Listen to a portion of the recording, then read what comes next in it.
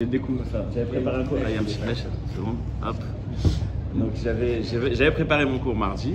Et puis au final, j'ai vu que la paracha était ultra riche. Ultra riche. Il y a tellement d'histoires. Mais je me suis dit, je vais préparer un autre pour Givat Shmuel, j'ai pas eu le temps. Donc vous allez avoir celui de mardi. Mais il n'est pas moins intéressant. Mais vraiment, celui qui a le temps de voir l'histoire de Myriam qui parle contre Moshe, les mythes onénimes, le slave, tout ça, c'est à revoir et à réétudier, quoi. Il y a des choses tellement pas compréhensibles. Donc, Parashat Be'alotra, elle est... c'est pas de la seule. Ouais. Si tu as gagné l'autre, on dirait. Donc, Parashat Be'alotra, elle est collée à Parashat Naso. Parashat Naso, c'est les korbanot des Nessim, qu'on va lire à Hanouka, on va lire Erev Pessah. En vérité, on ne comprend pas pourquoi est-ce qu'on va les lire tellement en détail. On a 12 fois le même texte à la virgule. C'est là pour le Baal Koré, j'étais dans une bar mitzvah le Shabbat dernier. J'ai lu la paracha la plus longue du Sefer. Oui, mais bon, en vérité, c'est la plus courte. La seule chose qui change, c'est le nom du Nassi. Bon, ça, c'est pas compliqué. En vérité, le Ramban explique sur place pourquoi est-ce que on a répété 12 fois ce korban, parce que chaque Nassi de tribu est arrivé à la conclusion qu'il devait amener un korban, et d'après ce qu'il a reçu, le Ramban au titre d'héritage de Yaakov, il savait quel était le tafkid, quel était le devoir de sa tribu. Par rapport à ça, il comprend que dans le ciel, il a un korban X, Y et Z à amener. Il arrive à une conclusion que c'est ça le korban. Sauf qu'on va avoir 12 korbanot, enfin 12 offrandes, qui vont être exactement pareilles. C'est-à-dire que chacun arrive à la même conclusion, et c'est pour ça que ça a été répété. Entre autres, il y a d'autres explications, mais celle-là, je l'ai vue, c'est la première fois que je l'ai vue cette année. Elle m'a beaucoup plu. Le fait que ça a été répété, c'est pour montrer la démarche de chacun, qui était une démarche personnelle, mais qui au final, ils ont amené exactement la même chose. Donc on a les korbanot Nessim. Juste après, on a Be'alotra et Tanerot. C'est-à-dire qu'ils ne savaient pas les uns les autres que l'autre avait amené? Ils ne savaient pas les uns les autres. Moi aussi, je me suis posé la question. Même si au final, ils se sont vus au café, si ça existait, ils buvaient de la manne. Ils ont discuté, mais ils étaient arrivés. Ce qu'on met en avant, c'est qu'ils sont arrivés à la même conclusion par des chemins différents. Ce qui peut, si vous voulez faire l'analogie avec plein d'autres choses, dans le peuple, etc., on peut. Mais en tous les cas, ils sont arrivés à la même conclusion. Vient Parashat Be'alotra, collé à Parashat de Nessim. Explique Rashi, Amen le Midrash. Lama nismecha Parashat HaMenorah et Parashat HaNessim. Quel rapport entre la Menorah et les Nessim? Les filles chez Kshera, Aaron Chanukat HaNessim. Quand Aaron voit que les Nessim vont amener des korbanot, Chalshat Da'ato. Aaron était triste, Chalshat Da'ato, je ne sais pas comment on peut le traduire, mais ça l'a un peu affaibli, ça l'a un peu. Voilà, mais c'est pas vraiment le terme. Chalshat Da'ato, il était plus attristé comme ça. Chez Loya Imahem Chanukah. Il ne faisait pas partie de la Chanukah à Mishkan. Lohu velo shifto. Ni lui ni son chevet. Alors que là je vois Chayacha, n'aie pas peur. Chayacha c'est un langage de serment. Shelcha gdola mishelem. Ta part à toi est plus importante que la leur. She'ata madlik ou metiv et tanerot. Donc toi tu es madlik, tu allumes. Metiv c'est préparer les bougies. Sur ce Rashi, il y a je ne sais pas combien de Mefarshim. Je me suis amusé dans mon programme avec 70 livres à marquer les mots de Rashi. Bon en vérité c'est un midrash. Mais dans les mots de Rashi, il y a 4000 livres qui le ramènent. Évidemment, je ne les ai pas tous vus, mais il y a énormément de questions sur Rashi et il y a énormément de diukim. On va faire simple. On va prendre le Ramban qui d'habitude attaque Rashi, là aussi il attaque Rashi. Je pose une question très simple. Je n'ai pas compris, Aaron, pourquoi t'étais. C'est quoi ton problème? Que eux ont amené des korbanot et toi non? C'est pas vrai. Toi aussi tu as amené des korbanot. Pendant cette période-là, Aaron faisait avec ses enfants ce qu'on appelle les Milouim. Il venait tous les jours au Mishkan, il faisait des korbanot. Et pas il faisait des korbanot, il en a fait plus que les Nessim. Donc, où il est le problème? Eux, ils ont amené leur part, t'as amené ta part. Première question. Deuxième remarque du Ramban, bon peut-être que ces korbanot que Aaron avait ramenés pendant toute cette période, c'était des korbanot qu'il était obligé d'amener. Et ce que Aaron voulait, c'était qu'on lui laisse la liberté d'amener des korbanot comme les Nessim, c'est-à-dire d'amener un korban, ce qu'on appelle Nedava, de son plein gré, on va dire. Ok, alors comment est-ce que tu as été consolé? Parce que tu vas allumer la menorah, mais la menorah c'est une obligation. Donc on ne comprend pas l'échange. C'est-à-dire, déjà, pourquoi tu râles? Et si j'arrive à expliquer que tu râles parce que tu avais le problème de ne pas avoir amené des korbanot de toi-même, eh bien on ne t'a pas répondu alors. Le Raman il continue, attendez, de qui on parle? Aaron. Aaron, c'est le Kohen Gadol. Vous savez ce que le Kohen Gadol devait faire à Beth Amikdash? Déjà, tous les jours, il avait une mincha spéciale. Seul le Kohen Gadol la même. Le seul juif qui rentre au Kodesh HaKodashim une fois dans l'année, c'est le Kohen Gadol. Et quel jour? Kodesh HaKodashim, Yom Kippour. Donc, si on veut remonter le moral à Aaron en lui disant, écoute, il est pas mal ton job quand même, mais il y a tellement d'exemples qu'on aurait pu donner. Le Nyan de la Menorah, c'est un détail. Ici, je veux renforcer la question, mais là, c'est déjà rentré dans un sujet de halakha. L'allumage de la Menorah en soi, c'est permis par n'importe qui d'entre nous. La préparation à l'allumage, seuls les Kohanim peuvent le faire. Donc, Bichlal, c'est-à-dire, on l'a consolé avec un détail qui est en vérité qui n'est pas important. Puisque si on veut dire, oh, waouh, t'as un super job, on aurait pu lui donner plein d'autres exemples. En plus, quand on lui dit, waouh, tu allumes la Menorah, oui, alors. Et monsieur Israël aussi il peut l'allumer, c'est pas quelque chose qui peut lui remonter le moral. C'est toutes les questions du Ramban, un peu plus expliquées que son langage. C'est pour ça que le Ramban arrive. Vous n'êtes pas associé au peuple. Pardon ? Vous n'êtes pas associé au tribunal dans toutes ces fonctions, même aussi hautes soient-elles. C'est une très bonne remarque, je vais en parler. Je vais en parler. Je vais en parler, c'est une très bonne remarque. Qu'est-ce que tu voulais dire, David ? Non, il n'a pas, c'était des corbanotes volontaires. Eux ont amené Korban volontaire. Non, Lui, non. Et c'est ce que le Ramban dit. Peut-être que tu vas dire qu'il était jaloux, parce que lui n'a pas eu sa part de Korban volontaire. Non, mais ce que je veux dire, c'est que si chacun pouvait ramener, pourquoi lui ne l'a pas ramené? On va en parler aussi. Donc, pour Khachalato, t'avais qu'à amener. Il fait comme les autres. J'ai vu plusieurs explications. Je vais d'abord amener le Ramban et je vais amener plusieurs explications. Vous allez voir, même le Ta'anir, il m'a beaucoup plu. J'ai pas compris en fait. C'est en fait un homme qui était agacé parce qu'il n'avait pas de corbanotes. Exact. Parce que depuis Rosh Chodesh Nissan jusqu'au 12 Nissan, les 12 qui ont amené, c'est les 12 tribus? Non, Nissan. Hanouka Ta'amizver, c'était en Nissan. Donc les 12, Sivan c'était Matan Torah, Shavuot. Donc eux, les 12 tribus ont ramené, les 12 c'était Ephraim ou Ménaché, donc Lévi il était out. Et comme je vous ai dit, il y a plein de livres, il y en a quelques-uns que j'ai vus, ils ramènent aussi toute une discussion, le statut du Lévi par rapport au statut du Cohen, Aaron en tant que Cohen, le Shevet en tant que Lévi. Mais bon, en tous les cas, ils étaient consécutés. Et c'est ça qui l'a dérangé en tant que personnel et en tant que président de sa tribu, c'est-à-dire prendre le mis de côté. Et avec la remarque que vous avez fait. Le Ramban lui ramène une autre réponse, on va dire, à son Khalcha Dato. Lui, il voulait faire partie de la Hanouka, c'est-à-dire il voulait faire partie de, je sais pas trouvé le terme en français, de Hanouka, l'inauguration, exactement. Et il ne faisait pas partie de l'inauguration. Hachem lui a dit, sache qu'un jour, tu feras partie, c'est toi qui vas faire l'inauguration. C'est quand ce jour? Hanouka, le fameux Hanouka. On va avoir le Beth Amikdash, le premier Beth Amikdash, destruction, deuxième Beth Amikdash. Après 200 ans après, les Yevanim vont s'attaquer au Beth Amikdash, il n'y aura plus de service au Beth Amikdash. Et puis les Hashmonaïm, descendants des Kohanim, vont réinstaller, relancer le travail du Beth Amikdash. Ce sera ton travail à toi, Aaron. Donc tu auras cette part-là de Hanouka Tamizbeach, de Hanouka Tamishkan plutôt, puisqu'on va réinaugurer le Beth Amikdash. Bon, on entend déjà quelque chose de... Comment dire le problème, c'était pas les corbanotes, le problème, c'est pas que j'avais pas un bon job, c'est pas que j'avais pas des kippour, etc. Non, ça je comprends. Mais ma part d'inauguration, je l'ai pas eu, tu l'as eu, tu vas l'avoir. Deuxième réponse du Ramban, qui ressemble, et elle ressemble tellement que j'arrive pas forcément à les dissocier, c'est qu'on ne parle pas de la Hanouka du Mizbach, on parle de l'allumage de la Hanoukia.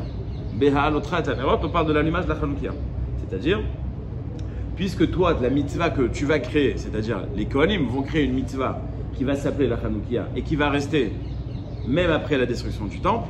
Donc c'est une mitzvah qui va rester sur du long terme. Donc c'est pour cela qu'on considère que ta part est plus grande que les autres puisque tu vas réussir à créer quelque chose qui va rester sur du long terme. Quand je dis que j'arrive pas à dissocier les deux, c'est en final la même chose. C'est-à-dire c'est le même événement qui va générer deux choses, l'inauguration et la Hanouka. Mais bon, on peut s'arranger avec ça. C'est ce que le Ramban nous dit. J'aimerais amener à ce sujet plusieurs explications sur la réponse donc. C'est-à-dire comment est-ce qu'on a consolé Aaron par l'inauguration et par l'allumage de la Hanouka. Le Rav d'Esther. Premièrement, le Rav d'Esther. Il y a un livre qui a été écrit, apparemment c'est pas dans Mirtav mais Eliyahu, qui s'appelle Sha'arei Azmanim. Je l'ai découvert dans mon truc de Rav d'Esther.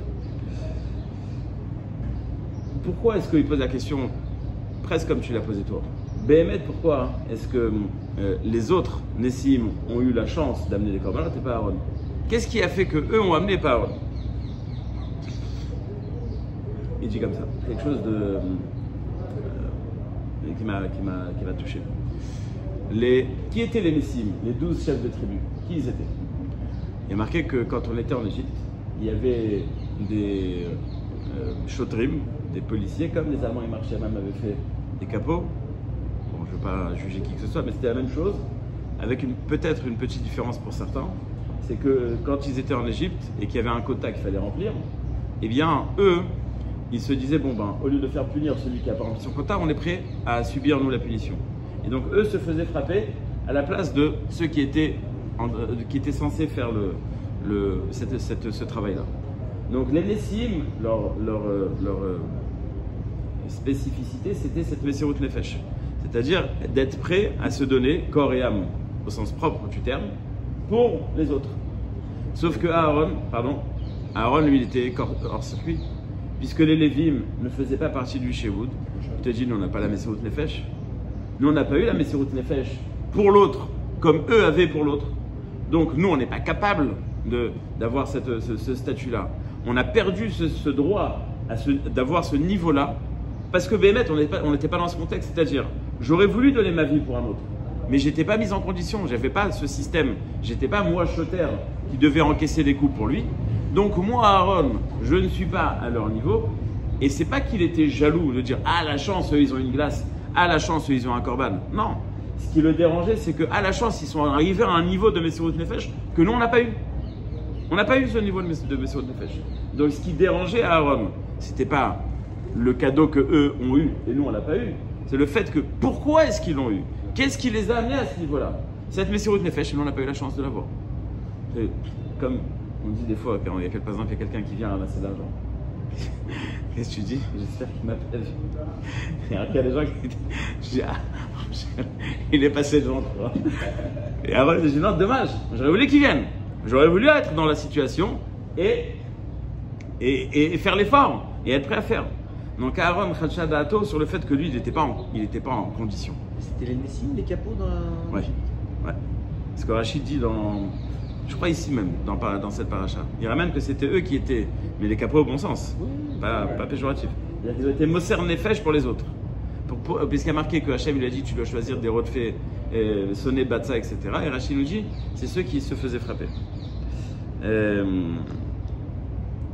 lien il y a entre leur fonction et La Messirut Nefesh pour les autres. Président et d'être Moser Nefesh pour les autres. La Messirut Nefesh pour les autres. C'est la vérité. Moshe Rabbeinu, c'est la même chose. C'est Moshe Rabbeinu qui va chercher l'agneau, c'est ça qui fait de Moshe Rabbeinu. C'est la vérité. Il n'y a pas de... Mais non. Continue le Rav Dessler, il dit quelque chose d'incroyable. Cet engouement, cette envie, ou ce manque que sentait Aaron, il n'est pas parti à la poubelle. Hachem lui a dit, tu sais quoi?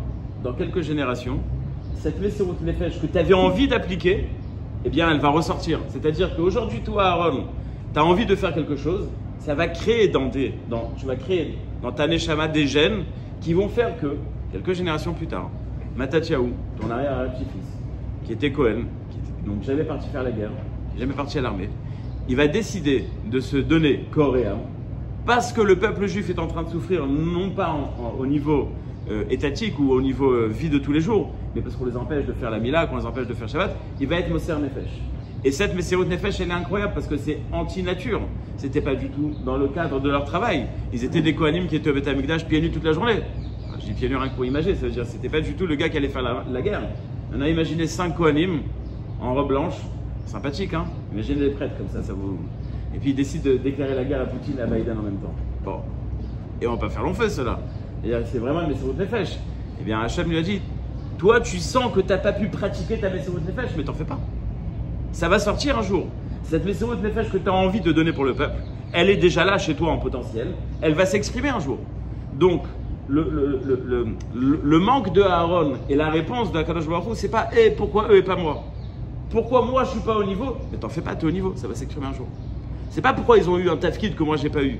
C'est pourquoi pour moi j'ai pas pu exprimer, t'en fais pas, tu vas l'exprimer. C'est pas lié aussi à la faute du Vaudor? Il y a une des explications qui dit que Aaron Khadsha Da'ato, parce qu'il sentait que c'était de sa faute, parce que c'est le veau d'or. C'est une explication qui est autorisée. C'est pas marqué ici. Non, ça rejoint l'idée qu'il n'y a pas, Kaviachol n'a pas fait Messirut Nefesh, même s'il y avait plein de raisons pour lesquelles ne pas le faire. Oui, mais c'est différent. Tu parles, c'est vrai, tu as raison, mais c'est Messirut Nefesh. Toi, tu dis Messirut Nefesh d'être prêt à mourir pour lui-même. Là, on parle de Messirut Nefesh pour les autres. Les autres, c'est non. Arrêter Comment arrêter refuser et se faire tuer? Oui, oui. Mais c'est pas pour les autres, c'est pour lui. C'est-à-dire, il met sa vie en danger pour lui. Il n'aurait pas arrêté les autres. On peut pas savoir tant qu'on n'a pas fait Messirut Nefesh. Quelqu'un qui. C'est facile. Non, mais s'il l'a fait, c'est parce qu'il pensait que ça servirait à rien. Il a marqué qu'il a tout essayé de tarder. Non, je sais, mais le problème de Messirut Nefesh, c'est d'être prêt à sacrifier sa vie pour défendre. Pour les autres, mais là ça sert à rien pour les autres. S'il le tue, mais ça sert à rien. Donc s'ils sont prêts à le tuer, ça veut dire qu'ils vont continuer. Ça sert à rien. Bon. Mais on parle du Messirut Nefesh qui va pour aider les autres, pas pour Stam. J'ai dit se suicider, j'ai dit de tout faire pour arrêter. C'est ce qu'il a fait, c'est ce qu'il a compris que c'est le seul moyen de le faire. Mais il y en a qui disent pas à ce niveau-là de Messirut Nefesh. Ils disent que Aaron sentait qu'il avait été mis de côté à cause du veau d'or. Il pensait qu'il n'était pas capable d'amener un sacrifice. Explication de Rav Dessler. Deuxième explication que j'ai vue, bon, on va faire un peu accélérer, le Rav Bakshi Doron. Rav Bakshi Doron, je l'ai déjà amené plusieurs fois ici, c'était un des anciens, c'était un des grands rabbins d'Israël, très peu connu du grand public, très peu connu aussi de gens qui étudient. Mais en vérité, celui qui ouvre son livre, il voit, c'était un génie au sens propre, et dans son écriture, il est vraiment très, très piquant. Mon fils est ami avec son petit-fils. Chaque fois que je viens, il me dit, je sais que tu vas me dire la même chose, tu connais pas ton grand-père, tu connais pas ton grand-père. Je lui dis ça à chaque fois, tu connais pas ton grand-père, où est ton grand-père? Donc il a une très belle écriture, j'aime beaucoup. Il lit le Rashi, il étudie comme s'il étudiait c'est-à-dire chaque lettre il étudie. Il y a marqué Lohu Velo Shifto. Son Aaron, il était désolé de sa situation personnelle et de sa tribu à lui. Le problème qu'Aaron ressentait, c'était le fait que il sentait qu'il y avait une unité dans le peuple. Les 12 tribus, ils se sont tous associés autour d'une idée. Ils ont tous amené un korban. Au final, il s'avère que c'est la même offrande. Et nous, on est quoi? Et nous, on est en dehors. Quoi, nous, on ne fait pas partie du peuple. Qu'est-ce qui se passe là? Pourquoi est-ce qu'on est de côté? Donc, Ralchat Da'ato, sur le fait qu'il ressentait qu'il n'avait pas sa place. Il sentait qu'il était mis de côté. Pas au sens, j'ai pas amené un korban. Au sens, voilà, tout le monde le fait. Et nous, on n'est pas dans l'histoire. C'est quand même très moyen comme remarque. C'est quand même hyper moyen comme remarque. C'est-à-dire, développe. Parce que, il y en a qui l'ont exprimé un peu différemment, ça met des catastrophes. Le fait de sentir, par exemple, quand tu prends Korah, finalement il avait un peu la même démarche. C'est-à-dire, il disait, je ne prends pas vous les Lévi, vous faites tout, les Kohanim, vous faites tout, Moshe, Aaron, tu fais tout, et nous on fait rien. Ils ont dit, vas-y, partage un peu. Ça fait une catastrophe. Carin, il a fait son frère par l'histoire de Korban. Non, mais quelque part, un petit peu quand même. Non, c'est pas une jalousie. On n'est pas parti, on fait pas partie du peuple. Le peuple il fait, nous on fait pas. Ouais, mais justement, c'est ce que reprochaient les autres aussi. Korah, il a dit, ouais, vous êtes au-dessus des autres, vous ne faites pas partie. Vous faites pas partie du peuple. Mais là, c'est eux-mêmes. C'est Aaron qui s'est fait une remarque à lui-même. J'ai compris. Mais Aaron, il les a fait des korbanot. Non, pas ceux-là. Korbanot Korbanot Anessim, il n'a pas fait. Il a été complètement mis de côté. Il faisait d'autres korbanot, mais pas ceux-là. Il n'est pas dans cette liste-là. Ce qui est marqué dans Parashat Nassau, on le voit. Et ici, c'est mis en avant par les Midrashim. Comme si tout le monde faisait l'armée et que. Voilà, on va y arriver. Non, mais je voulais pas le dire, mais moi je préfère les messages en douceur. Tu vas voir la réponse, attends. Parce que Aaron, il a reçu une réponse. Dommage qu'il n'y a pas plus de monde, c'est tout. Donc, on lui dit, bon, tu sais quoi, tu vas allumer les bougies. Ok, on va allumer les bougies. Comme j'ai dit, allumer les bougies, c'est nul. C'est n'importe qui pouvait allumer, c'est pas que le Kohen. Donc, déjà, on ne voit pas la consolation. Le Rav Bakshi Doron, il donne une définition magnifique. Il dit, c'est quoi la différence entre Esh et Ner? Esh, on va dire, c'est le feu, et Ner, c'est une bougie. Le feu, bon, c'est. Moi, Motsai Shabbat, je suis rentré chez moi, ça sentait le feu. Je fais un tour dans la maison, je sens rien. Je sors dans le jardin, je sens rien. Bon. Au moment où je lève la tête, je vois le masgan de ma chambre en feu. En feu, vraiment. Enfin, j'ai appelé les pompiers, je dis avant que les pompiers arrivent, la maison est brûlée. Donc j'étais en train d'éteindre avec mon truc, mon jet d'eau là. Enfin, je l'ai éteint tout seul, sinon ça aurait été tout, parce que j'ai une bâche à côté, des arbres, enfin ça aurait été la catastrophe.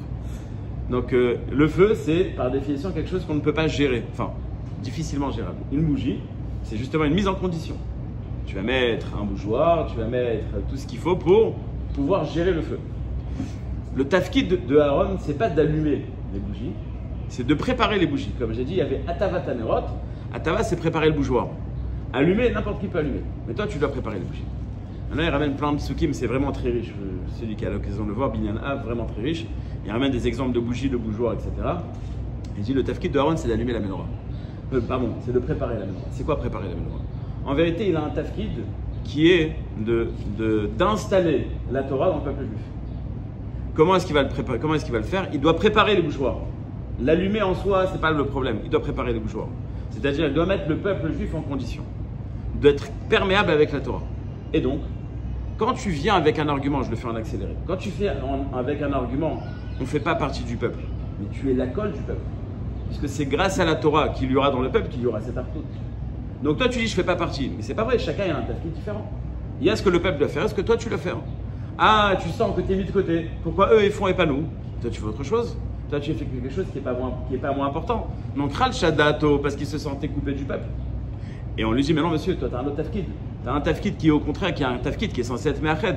Donc tu as le tafkid, tu as le devoir de Atavat Tanerot, Be'alotra Tanerot. Tu as le devoir de le faire, et c'est ça qui va créer la hardout au sein du peuple. C'est bon, j'ai répondu à la question. Maintenant, je le fais le dernier. La dernière explication, elle est incroyable.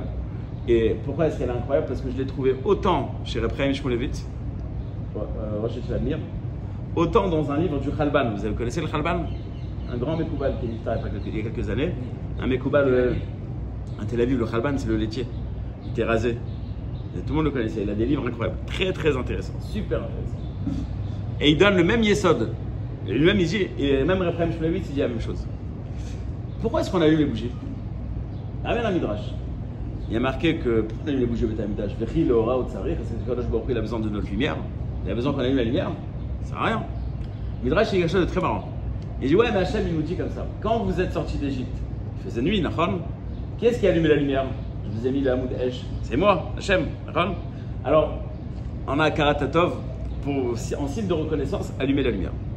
C'est-à-dire que l'allumage des bougies, c'est l'allumage des bougies au Beth Amikdash, c'est une façon de marquer notre reconnaissance envers Hachem. Mais non, ça ne sert à rien pour Hachem. Ça lui a coûté rien d'allumer la bougie, l'allumage, quand on est sorti d'Égypte. Il n'y a aucun effort entre guillemets de la part d'Hachem. Nous, ce qu'on fait, ça vaut rien. Il y a quand même cette marque de reconnaissance. Peut-être le merci français, qui ne sert à rien, mais cette marque de reconnaissance. Et il ramène le problème Shmulevitz, une liste de choses où on voit l'obligation de reconnaissance comme quelque chose d'élémentaire, même si la personne qui le fait ne fournit pas d'effort. Et il donne plusieurs exemples. Je donne un exemple. Vaishma Reuven. Reuven entend les frères de tous ses frères qui veulent tuer Yosef. Vaishma Reuven, il entend ça, il dit non, on ne va pas le tuer, on va le sauver. Le Midrash me dit c'est quoi Vaishma Reuven? Reuven, il se rappelle que quand Yosef il a raconté ses rêves, il disait tous mes frères vont venir se prosterner devant moi, tous les 11. Maintenant Reuven, il avait un problème, parce que lui, depuis l'histoire, depuis le décès de Rachel, il espérait que Yaakov aille habiter avec sa mère Léa. Et il a vu que Yaakov s'est installé avec la chifra de Rachel, avec Bilha. Il a déplacé le lit de son père dans la chambre de sa mère. Et donc depuis ce moment-là, il a perdu son statut de Bechor. Donc il s'est senti un peu rejeté. Vient Yosef et il dit, mes frères, avec Rouven. Ah, mais quoi mes frères avec Rouven? Vous allez vous prosterner devant moi? Non mais c'est pas ça qu'il a entendu. Il a entendu le fait que Yosef, il a dit on est tous ensemble. Il a déjà de la reconnaissance envers lui. Déjà ce petit mot gentil, il sent qu'il a de la reconnaissance envers lui. C'est ça qui l'amène à sauver Yosef. Il ramène un autre exemple. Moshe arrive à Midian. Il y a les filles de Yitro qui veulent aller boire. Enfin, elles veulent donner à boire aux troupeaux. Elles donnent à boire, il y a des gens qui arrivent pour les embêter, puisque Yitro, leur père, était le prêtre de Midian. Il a décidé que tout ça c'était du pipeau, donc les gens étaient vexés, ils embêtaient ses filles. Un jour, elles reviennent tôt. Leur père leur demande qu'est-ce qui se passe. C'est marqué dans la Torah, Ish Mitzri. Il y a un Égyptien qui nous a sauvés. L'explication de tout là, c'est quoi? Moshe Rabbeinu était habillé comme un Égyptien. Dit le Midrash, non, je vais te donner un machal. Imagine, tu t'es fait piquer par un scorpion. Tu cours pour aller vers un cours d'eau, pour tremper ton pied dans l'eau, pour sortir le poison. Et puis tu vois un gosse qui se noie, tu sauves le gosse. Le gosse, il te dit merci. Tu dis non, c'est pas moi, c'est le scorpion qu'il faut remercier. Il dit c'est la même chose. Moshe vient les sauver. Et elles lui disent merci. Moshe dit non, c'est pas moi. C'est l'Égyptien que j'ai tué À cause de lui, j'ai dû me sauver. Ishmitrit, Silano. Donc c'est-à-dire qu'on a de la reconnaissance même quand quelqu'un n'a pas fait ça de manière volontaire, de manière intentionnelle. Je termine avec une dernière. Il ramène vraiment une liste d'exemples incroyables. Rabbi Chia est marqué dans la Gemara qu'il avait une femme, une horreur. Il lui dit je veux de l'eau, elle amène du vin. Je veux du vin, amène-moi de l'eau. Je veux du coca. Chaque chose qu'il demandait, elle faisait le contraire. Alors son fils lui a dit bon papa. À un moment il a dit demande le contraire. Il a dit non, je ne sais pas si j'oublie ce qu'il lui a dit. Il a dit mais pourquoi est-ce que tu supportes ça? Il lui a dit d'ailleurs on se suffit au moins d'une chose, de deux choses. Premièrement qu'elles éduquent les enfants. Et deuxièmement qu'elles nous sauvent des avérotes. Alors après, je il s'est dit, je n'ai pas compris, elle éduque les enfants. Pourquoi c'est les enfants de la rue? C'est ses enfants. Elle le fait pour moi, elle le fait pour elle. C'est ses enfants, c'est naturel, c'est normal. Tu vois que même quand quelqu'un il fait quelque chose qui est normal, tu dois avoir la reconnaissance envers lui. Vient le problème Shulevitz et le Chalvan disent la même chose. Donc, à Aaron à Cohen, qu'est-ce qu'on lui dit? On lui dit, tu sais, tu vas allumer les nérotes. Shelcha Gadol Michelem. Ton tafki, ton devoir à toi, il est plus grand que les autres. L'Omeshane, pour quelle raison Aaron était attristé? Je ne suis pas en train d'expliquer la question, je suis en train d'expliquer la réponse.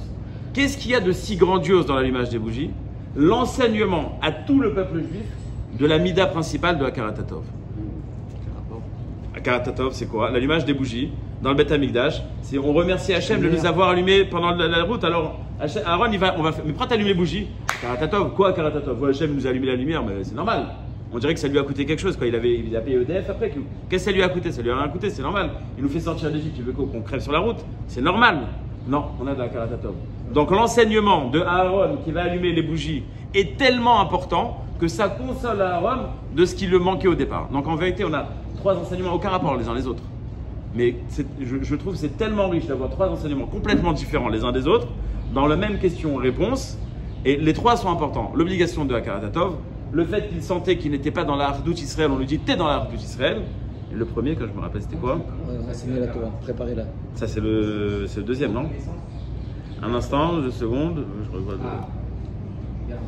Ah, mais c'est Rot Nefesh.